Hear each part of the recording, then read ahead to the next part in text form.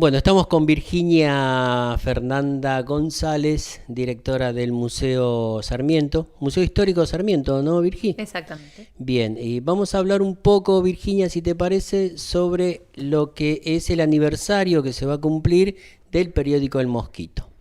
Bueno, perfecto. Bueno, quería contar en principio, este aniversario, este año son los 157 años. Ujú. El Mosquito surge el 24 de mayo del año 1863 y dura 30 años, hasta 1893. Ujú. ¿Por qué la relación con Sarmiento, no? En principio. Claro, sí, estaría bueno. En principio... La relación con Sarmiento. Sí, no, en principio lo que quería contar es que Sarmiento en realidad pensemos que ya en el 50, o sea, 13 años antes de que aparezca el Mosquito, él en Recuerdos de Provincia dice: mi nombre anda envilecido en boca de mis compatriotas. O sea, él siempre fue alimento Claro. para la sátira. De hecho, ya en el año 50 se gana el epíteto de loco. En realidad le ponen varios apodos, pero el epíteto de loco lo va a acompañar a lo largo de toda su vida. Y el Mosquito llega a tomarlo como figura central en sus gráficos, ¿no? Empieza siendo un semanario dominical, ¿no? De 3 páginas, que eso lo vamos a poder ver en las primeras. En las primeras publicaciones es Bueno. un periódico de 3 páginas. La sátira escrita, digamos, son 3 y una de imagen. Ujú. En esta primera época estuvo Henry Meyer. Henry Meyer era un dibujante francés que viene a Argentina trayendo la idea, ¿no? De lo que Claro. son la prensa satírica europea, pero está pocos años acá. En el 68 ya entra en escena otro dibujante francés, que es Henry Stein, que es quien se va a tomar posesión, termina siendo dueño del diario, Ujú. empieza siendo simple dibujante y después termina siendo el dueño del diario, hasta el 73 que cierra, que bueno, por distintas cosas, ¿no? Que ahora se los voy a contar. Ujú. Pero bueno, cuando entra Henry Stein va a cambiar un poco la figura, ¿no? La fisonomía de la revista y la manera de publicar. En principio, esta revista sí hablaba del humor político a través de Meyer, por alguna razón, obligadamente o decididamente, decide solo hablar de la política, no del aspecto social. Ujú. Y se encarniza con los políticos de turno. Y Sarmiento, ya los invito de hecho cuando habla el museo a ver Sí. la controversia que tenía Sarmiento en varios puntos. Por ejemplo, en la cuestión capital, él cambia 5 veces de decisión respecto de dónde debía estar la capital de la República Argentina. 5 veces cambia de posición. Y con algunas cosas pasa algo similar, ¿no? Ajá. Entonces, por supuesto, lo han retratado de 1000 maneras. Incluso lo han retratado vestido de mujer, a quienes los hombres y los partidos políticos lo querían seducir justamente porque él llega al poder siendo presidente de la nación sin haber tenido un partido político. Pero bueno, de 1000 modos lo retratan, ¿no? De hecho, nosotros tuvimos una exposición hasta hace poco que se llamaba Sarmiento de 1000 modos, justamente hablando de esto, ¿no? De cómo la prensa satírica se encarniza con él. Pero lo gracioso es que su nieto, Augusto, quien es el que dona esta colección al Estado, dice que Sarmiento disfrutaba la relación con el Mosquito y que tenía en su casa del Tigre todo el comedor empapelado, y pensemos que su casa del Tigre era un cuarto y ese comedor era su único cuarto, digamos, Sí. que tenía todo empapelado con esas caricaturas. Igualmente, él cuando se refiere al Mosquito, dice, o sea, él lo toma y refuta todo lo que le dicen. Su periódico donde él refuta todo es en El Nacional, donde estaba su amigo Vélez Arfiel, y él siempre se enfrentaba, ¿no? Se defendía, digamos, se defendía. Estaba con la hija, ¿no? De Vélez Arfiel, todavía. Sí, con Aurelia, exactamente. Y él en un momento dice: nadie puede hacerle nada al matón de los garabatos que se gana la vida deshonrando al prójimo. Y esto lo decía por Stein. Claro, claro. Así que esta idealización, digo, que hace Augusto, su nieto, respecto de Sarmiento y lo que lo divertía muchísimo, los dibujos que hacía el Mosquito, no sé si están así, pero bueno, se defendía. Pero ponele, de última no sabemos, pero no me parece mal, si de haber sido así, no me parece mal por el lado que él también lo hubiera tomado, ¿no? En ese momento. Sí, porque... de hecho en un momento él le pide al Mosquito que le dé un derecho a réplica. Él quería hacer su propio dibujo en la portada del Mosquito. Por supuesto no se lo dieron a claro, eso, ¿no? No. Pero él se jactaba de ser un muy buen dibujante. De hecho, incluso dicen que el dibujo preparatorio, su nieta fue una excelente artista, Eugenia Belín Sarmiento, y dicen que los dibujos preparatorios para el cuadro de Vélez Sarsfield los hizo él. Que no lo creo, pero bueno, él se jactaba de ser un buen dibujante. Claro.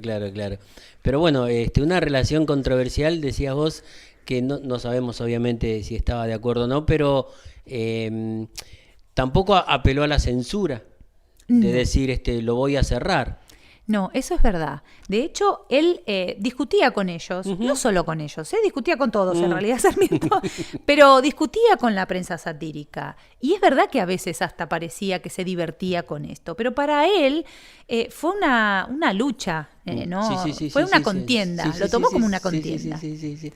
Época de guerra. Exacto. Igual, pensemos... Ahora, sí, me quedé pensando, se va Meyer y viene Stein. Sí. Meyer se focalizaba en Sarmiento. No, en realidad el que se focaliza en Sarmiento es Stein. Está bien. Luego, claro. ¿no?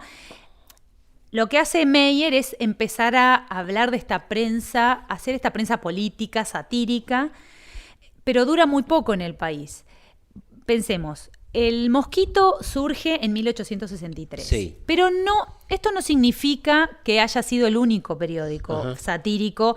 De hecho, en la década del 70 el Mosquito no es el único en escena, ¿no? Estamos hablando de otras, Antón Pirulero, por ejemplo, La Presidencia, hay un montón de periódicos, pero no duran 30 años como dura el Mosquito, claro, ninguno. Algunos duran un solo año, 3 años, La Presidencia, y en el 80 pasa lo mismo, ¿no?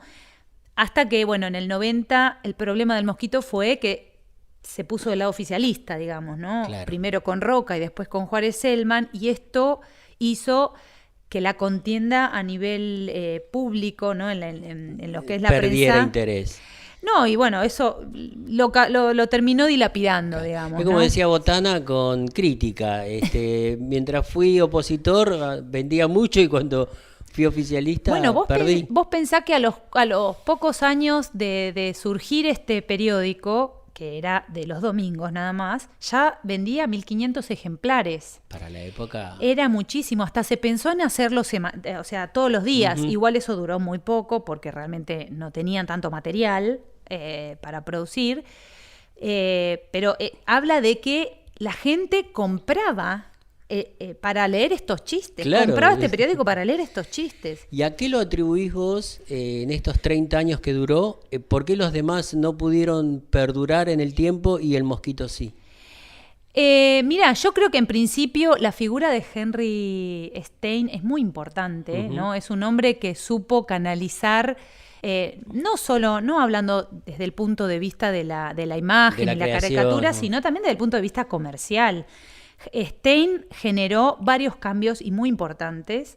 Antes de Stein yo había dicho que eran 3 hojas de texto y una de imagen. Acá lo que pueden ver es que cambia, hay más imagen que texto. Le contamos al oyente que tenemos 4, ¿cómo se llaman? ¿Libros? No. Ejemplares, porque en realidad son periódicos encuadernados. Claro, así que... periódicos encuadernados son 4 donde vemos diferentes ilustraciones de época, por supuesto, con su desgaste lógico, pero bien conservados aquí en el Museo de Sarmiento, que es lo que nos está hablando Virginia. Perfecto. Entonces, en la primera época, como es este que está acá, se nota la mano, por ejemplo, de Meyer, y aquí ya estamos hablando de Stein. Ahora, ¿Stein qué hace? No solo empieza a firmar su obra, sino que además empieza a haber publicidad. Eso es algo muy importante. Claro. Y también, bueno, todos estos enlaces comerciales y estas estrategias que genera Stein permite que él siga adelante. Y el que se asocia al oficialismo finalmente lo termina derrotando, digamos. Claro. Pudo llegar a autofinanciarse, ¿no? Exactamente. Comercialmente, sí. Que no lo hacía antes. Exacto. Por eso perduró. No, por eso, claro, muchos periódicos de esta época, periódicos satíricos, duran no más de un año, también por problemas comerciales. Sí, ¿no? Por supuesto, de los materiales y eso. Y entonces esto marcó un hito, si se quiere, en lo que es la caricatura, ¿no? Satírica, pongámosle.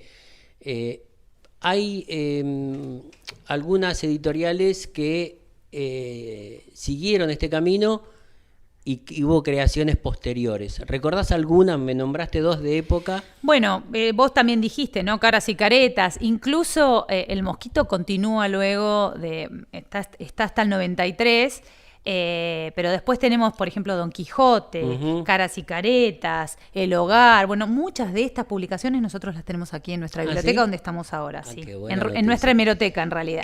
Claro.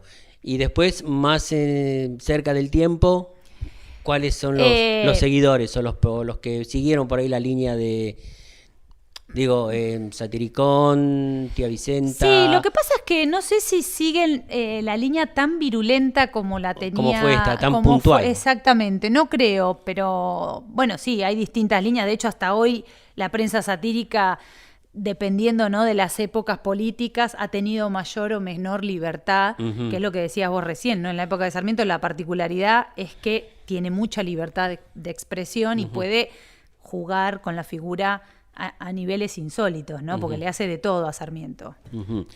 Bueno, y llegada la fecha, que va a ser el 24 de mayo, aquí en el museo, va a haber actividades virtuales. ¿Cuáles van a ser? Bueno, nosotros tenemos en principio el jueves 21 sería. El jueves 21 tenemos un vivo en Instagram con Claudia Román, que es una doctora especializada en prensa satírica del siglo XIX, que nos va a hablar justamente del Mosquito y va a hablar de su aniversario. Y el domingo vamos a tener un video en redes que editó nuestro colaborador Matías, así que muchas gracias, Matías, para conmemorar este aniversario. Eso va a ser el 24. Eso va a ser el domingo, exactamente. ¿Por qué canales la gente que va a estar escuchando esta entrevista puede seguir el 24 este video? Bien, podemos por Instagram, Museo Histórico Sarmiento, por YouTube, todos con el mismo nombre, o por Twitter. Ajá, esos son los canales. Y nuestra página oficial, exactamente. Esos son los canales. Entonces, 157 años de esta creación, ¿no? Allá por 1863 del Mosquito, que se pudo mantener muchos años. Virginia, para cerrar, un mensaje respecto de por qué acercarse, por qué seguir manteniendo la relación en esta cuarentena con las actividades que realiza el museo. Bueno, el museo básicamente lo que cuenta es la historia del siglo XIX, pero con una visión actual. Entonces nosotros tratamos de poder hacer un cruce. De hecho, no sé si saben, el lunes es el Día Internacional de los Museos, Museos por la Igualdad, la Diversidad y la Inclusión, y nosotros estamos trabajando muchísimo en eso. No solo trabajamos con la historia del Río de la Plata, particularmente de Argentina y específicamente de Sarmiento, sino también que nos ocupamos de muchos otros temas, como es el de la inclusión.